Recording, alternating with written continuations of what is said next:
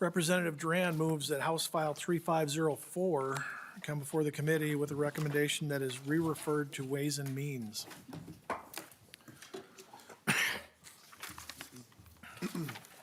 Since the fiscal note came back with a small cost, we will be laying this over.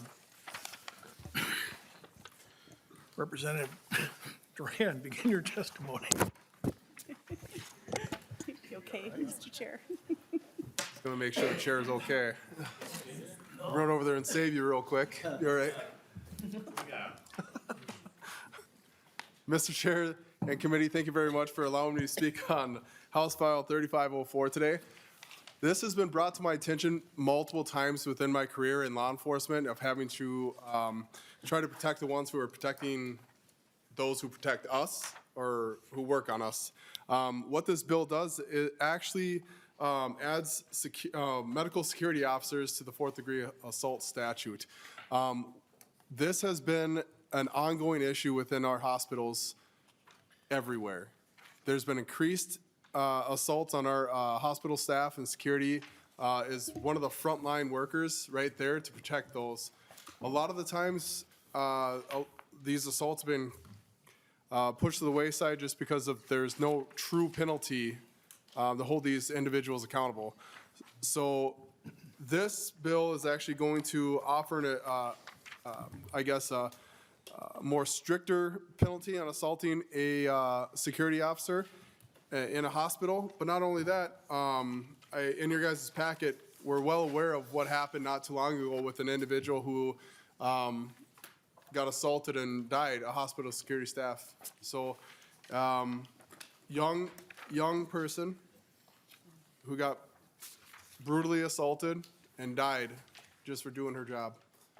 So this is bringing awareness to an issue we have in there, because we don't want our medical staff to have to go to work and worry about their safety. We want our medical staff to go into work and care for the people who need care. So an issue that we're coming about is hopefully we can come together and help protect those who protect us. I do have a Testifier. testifier. There you go. And thank you, Representative Duran. It appears that we have Zoom set up, and sounds like our IT believe it'll work this time. The next testifier will be Donovan Michael Comer Hudkins, security guard. Mr. Hudkins, do you hear us? Yes, I do. Can you hear me? Yes. Thank you. State your name and Perfect. begin your testimony. My name's Donovan Michael Comer Hudkins. I live in northern Minnesota, and I work in a hospital in security. I'd like to start out by saying thank you to everyone for allowing me to be here and speak for a little while. I'm here to respectfully urge stronger statutory safeguards for hospital security who experience assaults while carrying out their responsibilities. Workplace violence has become more common in healthcare settings, especially in the emergency departments and behavioral health units. Hospital security officers play a vital role by addressing aggressive behavior, stepping in during assaults, calming individuals in crisis, and ensuring the safety of patients, visitors, and staff. Often we serve as initial responders before law enforcement get involved. This issue is neither isolated or limited in scope. The Occupational Safety and Health Administration reports that healthcare professionals encounter workplace violence at rates much higher than those observed in other fields. Data from the Bureau of Labor Statistics indicate that employees within healthcare and social assistance sectors represent nearly 75% of all national workplace violence injuries. And individuals are approximately 4 times more likely to sustain such injuries compared to the overall workforce. Hospital security personnel function within complex care environments, intervening with patients, visitors, and individuals in crisis, displaying violent behaviors. They protect nursing staff, delivering patient care, and safeguard physicians during medical procedures, maintaining order in emotional charge and potentially volatile circumstances. Increasing penalties for assaulting hospital security staff would strongly demonstrate that violence in healthcare environments is unacceptable, and those who ensure safety deserve effective legal protection. This would aid both recruitment and retention, and personnel feel supported when the risk is acknowledged by the law, leading to higher morale and workforce stabilities.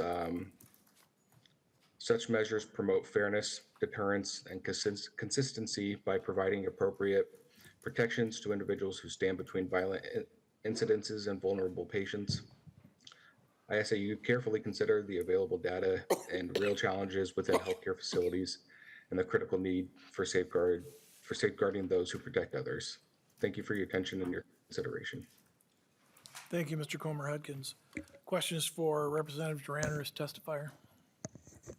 Representative Engen. Thank you, Mr. Chair, and thank you for bringing this bill forward. It's crucial. Our family got to know the security officers at Children's Hospital when we were there for a 75-day NICU stay, and hearing some of the stories of what they have to endure and what they have to go through, whether it's potential fentanyl exposure, assaults constantly, tracking down people who are trying to steal stuff out of our cars in the parking lot. That's what they go through on a day-to-day basis, and extending those same protections as we do others in similar fields, I think that's a no-brainer, so thank you. Representative Duran. Representative Greenman. Thank you, Mr. Chair. And this may actually just be a technical definitions question, and I support the bill and adding this. My question is, and it's maybe for you, maybe for nonpartisan staff, but I know that security guard is defined in statute, but I don't know if security officer is, and if you intend it to be security officer, or if it may be useful to just use the definition already in statute. Go to nonpartisan. Okay. Clarify that. Representative Pinto with phone a friend.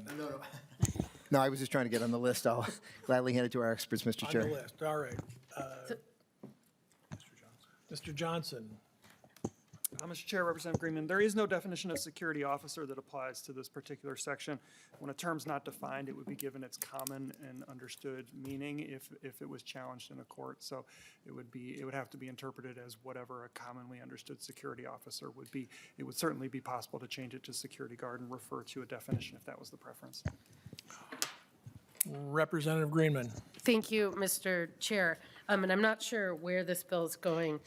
My good colleague, Representative Johnson, found the definition under 326.32 subdivision 13.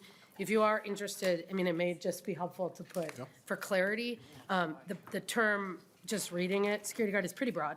So I think it would cover definitely all the things we're talking about, but just a suggestion, it may be worth it to add that definition in. Thank you, Mr. Chair.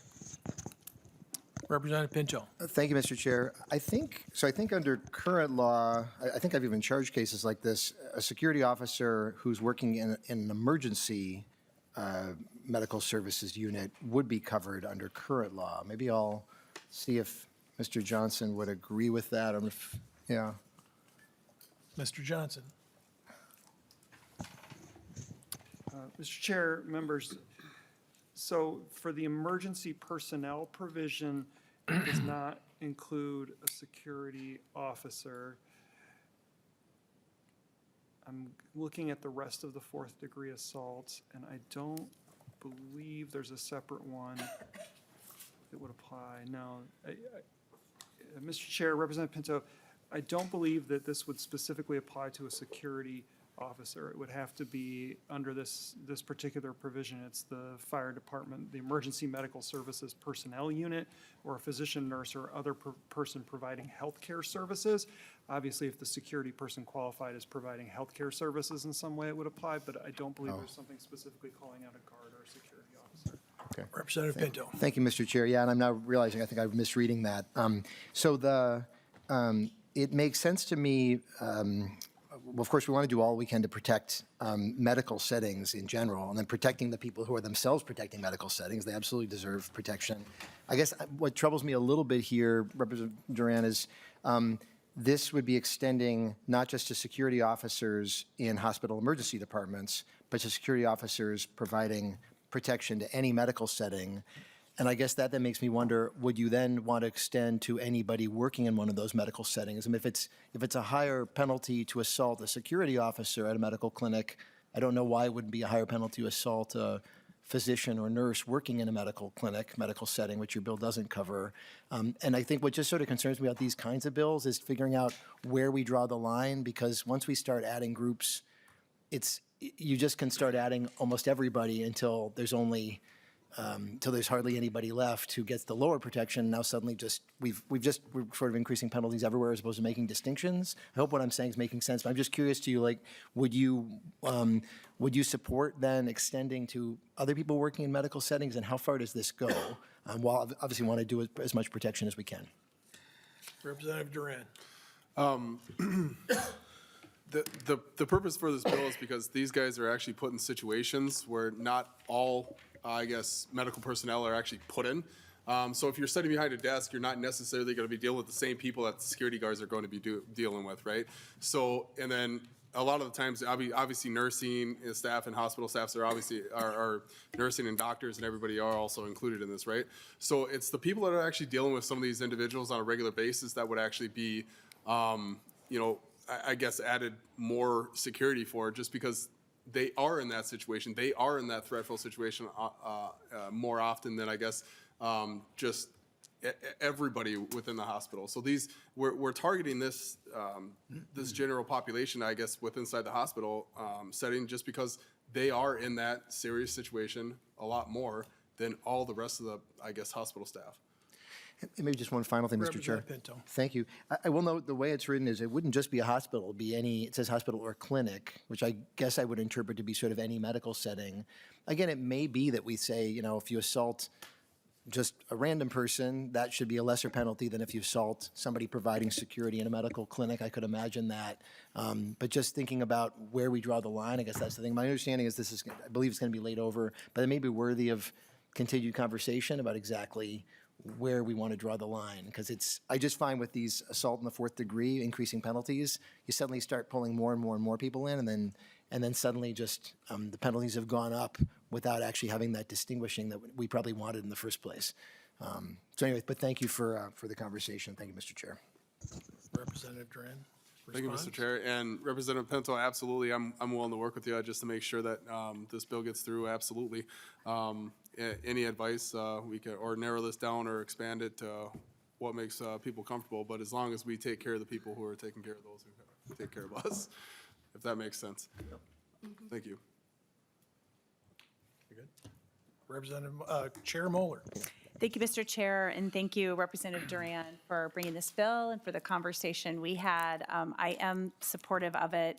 And similar to what Representative Pinto said with these assault statutes, it feels like every year you've been in the legislature, there's another bill to add another person or another category of people. And I am making this plea to my colleagues because this is my last year here. Somebody over the interim, please work on revising the assault statute in a way that we don't have to keep coming back and adding in more professions. Maybe it's an enhancement if you're in a position that makes you vulnerable because of your job or something like that. But until that happens, I think this makes a lot of sense. So just wanted to say thanks. Thank you, Chair Moeller. Representative Pinto, I would just like to, point out, and we've got the article about the young lady that was killed recently in Wyoming, and then I think about the times I've been in the hospital with a person that was in custody or in crisis, and not once did I call the HVAC guy to help me. And when, this assault, from what I understood, took place out in the parking lot. I'll say her name, Andrea Merrill. She went out to do the best to protect this person that was in crisis, and she died because of that. And like I said, the maintenance guy wasn't out there. Representative Duran, closing comments? Thanks for the conversations, and we want to work with anybody to make it better. So thank you. Thank you. With that, House File 3504 is laid over. Thank you, Representative Duran, and your testifier.